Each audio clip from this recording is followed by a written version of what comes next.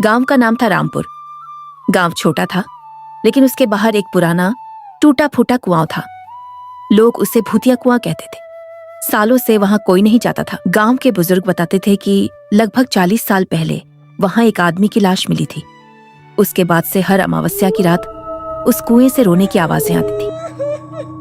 कुछ लोग कहते थे कि उन्होंने सफेद कपड़े में किसी को कुएं के किनारे बैठे देखा है।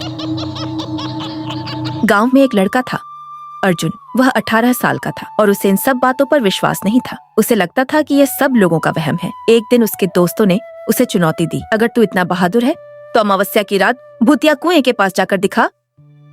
अर्जुन ने बिना सोचे हाँ कर दी। रात के ठीक 12 बजे हाथ में टॉर्च लेकर वह अकेला कुएं की ओर चल पड़ा। हवा तेज थी, पेड़ों की डालियां हिल रही थी। जैसे जैसे वह कुएं के पास पहुंचा, माहौल और भारी होता गया। अचानक उसकी टॉर्च झिलमिलाने लगी। उसने सोचा बैटरी कम होगी। कुएं के पास पहुंचकर उसने अंदर झांका। नीचे सिर्फ अंधेरा था। उसने एक पत्थर उठाकर अंदर फेंका। कुछ सेकंड बाद छपाक की आवाज आई। पानी अभी भी था। तभी उसके पीछे से किसी के कदमों की आहट आई। वह झट से पलटा, लेकिन वहां कोई नहीं था। उसका दिल तेजी से धड़कने लगा। उसने खुद को समझाया, डर मत, ये सिर्फ हवा है। अचानक कुएं के अंदर से धीमी धीमी रोने की आवाज आने लगी। अब यह हवा नहीं थी। अर्जुन का गला सूख गया। वह भागना चाहता था, लेकिन उसके पैर जैसे जमीन में जकड़ गए थे। आवाज तेज होती गई, जैसे कोई मदद के लिए पुकार रहा हो। बचाओ, यह आवाज साफ थी। अर्जुन ने हिम्मत करके फिर से कुएं में झांका। इस बार उसे लगा जैसे नीचे पानी की सतह पर कोई सफेद चेहरा तैर रहा है। अचानक वह चेहरा पानी से ऊपर उठने लगा। अर्जुन पीछे हट गया। उसका शरीर कांप रहा था। तभी उसके कंधे पर किसी ने हाथ रखा। वह चीखा और मुड़कर देखा। वहां उसका दोस्त राहुल खड़ा था। राहुल हंस रहा था। डर गया ना? हम सब झाड़ियों में छिपे थे।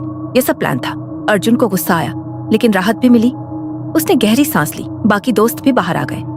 सब हंस रहे थे। तभी अचानक कुएं के अंदर से झोर की धड़ाम की आवाज आई। सब चुप। राहुल बोला, यह हमने नहीं किया। अब सभी के चेहरों से हंसी गायब हो चुकी थी। धीरे धीरे कुएं के अंदर से एक लंबा सफेद साया बाहर निकलने लगा। इस बार ये कोई मजाक नहीं था। उसकी आंखें लाल चमक रही थीं और चेहरा वही जो अर्जुन ने पहले देखा था। दोस्तों ने भागने की कोशिश की, लेकिन जैसे ही वे मुड़े, उनके सामने वही साया खड़ा था। वह एक नहीं, कई बन चुका था। हर दिशा में एक डरावनी गूंजती आवाज आई, मुझे यहाँ क्यों जगाया? अगले दिन सुबह गांव वालों ने कुएं के पास अर्जुन और उसके दोस्तों के जूते और टॉर्च पड़ी देखी, लेकिन लड़के कहीं नहीं मिले। उस दिन के बाद से अमावस्या की रात उस कुएं से सिर्फ एक नहीं, कई आवाजें आती हैं। कुछ लोग कहते हैं अगर आधी रात को वहां जाओ तो कुएं के अंदर 5 परछाइयां दिखती हैं, मदद के लिए हाथ बढ़ाते हुए। और गांव वाले आज भी बच्चों से कहते हैं, भूतिया कुएं के पास मत जाना, क्योंकि वहां से हर कोई वापस नहीं आता।